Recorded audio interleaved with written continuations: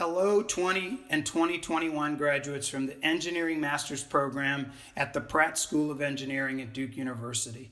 Let me start with congratulations for your accomplishments. Congratulations, you've done it. You're starting a new chapter in your life. I am a Duke Engineering Master's Degree alumnus. I received a master's degree in biomedical engineering in 1983, and it is a great honor to be delivering the alumnus comments to you this year. I learned how to think and how to organize my work systematically at Duke Engineering.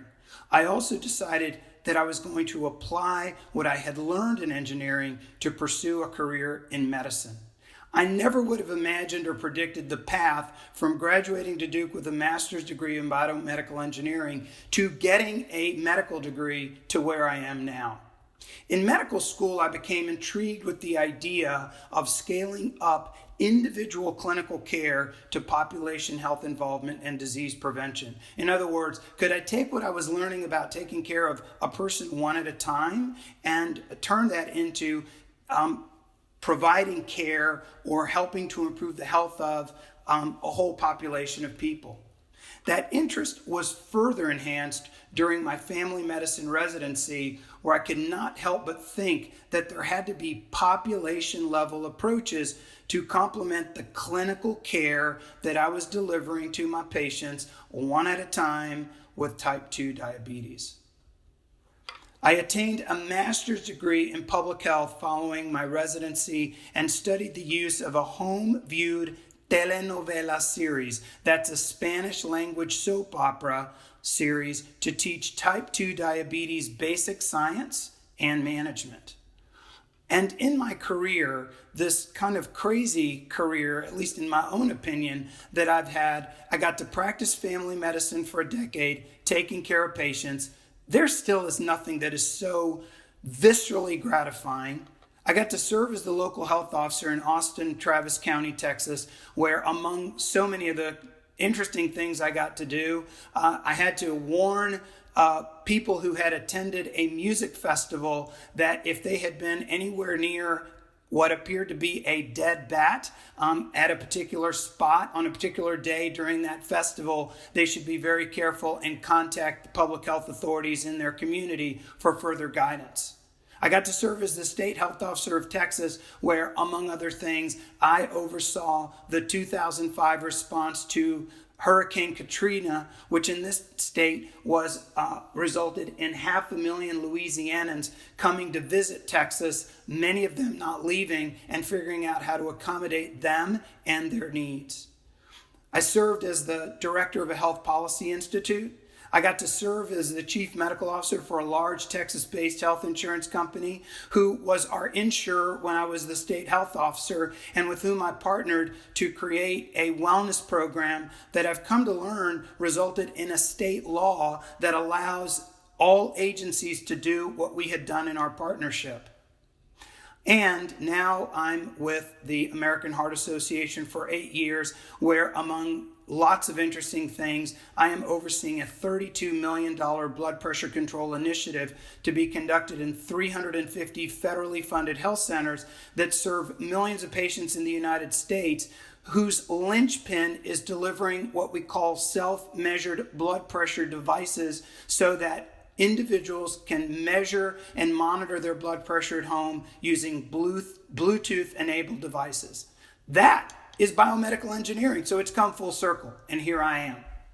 The foundation that I still rely on for all the things that I've gotten to do were built in large part at Duke Engineering.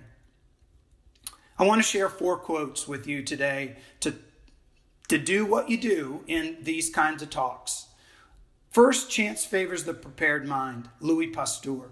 While I obviously knew that I was going to medical school when I graduated from Duke Engineering, I did not realize how much I would use from my training at Duke to learn in the classroom and to take care of patients in the hospitals and in continuity clinic by applying a systems approach to the work that I was doing. Every transition in my career was voluntary.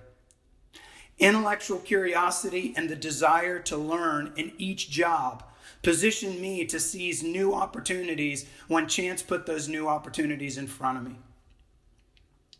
Second quote is, if you want to go fast, go alone. If you want to go far, go together. An African proverb. The engineering I learned at Duke is a collaborative team sport. My growth and achievements have come because of teamwork, diversity of thoughts and ideas, and consideration of all perspectives to set and accomplish goals. Third quote, never ever give up. That's been said by many and thought by many, many others. Diana Nyad is a distance swimmer who, after being forced to halt one attempt to swim from Cuba to Florida, swam 110 miles in 53 hours in 2013 to successfully cross from Cuba to Florida. As she was getting out of the water and a microphone was thrust in her face, she said, never, ever give up. I came across a more inspirational story several days ago. And this is a story of a woman named Bibian Mentel, who injured her ankle while training for the 2002 Winter Olympics. Doctors discovered a tumor in her tibia, which was a recurrence of a cancer that had appeared in 1999. She underwent a right leg amputation below the knee. She was told she'd never snowboard again.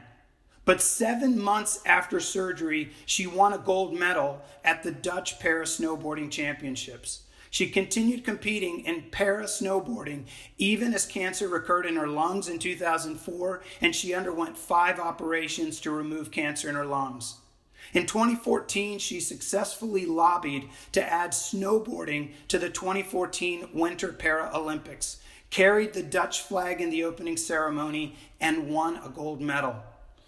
After being told in 2016, 2 years later, there was no more that could be done for her cancer, she found a doctor with a treatment that worked temporarily, worked long enough that she used crowdfunding to get to the 2018 Winter Paralympics, where she again carried the Dutch flag in the opening ceremony and proceeded to win 2 gold medals. She died in March, but she epitomizes never ever give up. Relentlessly striving to do that thing which is your goal. Now, I can't say that I've had to confront a life-threatening disease or a task like a 100-mile swim, but I have had to innovate around challenges and obstacles in my pursuit of goals, and you will as well. And what I would say to you is that your training, the things you've done and learned at Duke, are going to serve you well. Stay focused on the goal or goals, and just don't give up. Last quote. To talk well and eloquently is a great art, but an equally great one is to know the right moment to stop. That was said by Mozart. It is close to the moment for me to stop. Your preparation at Duke will serve you well, sometimes when you least expect it. You will always have a team that helps you succeed. Your family, your friends, your colleagues on the job, your fellow Duke alumni, and Duke faculty and friends that you've made while you've been at Duke. I will throw in one more quote. Leadership is a team sport. That was said by David Satcher. You will find yourself as the leader of an initiative, of a project, and never ever forget that it's all about team. Leadership is a team sport. But remember, as Diana Nyad and Bibian Mentel show us, never ever give up in pursuit of goals. So graduates of 2020 and 2021, congratulations and thank you for your attention.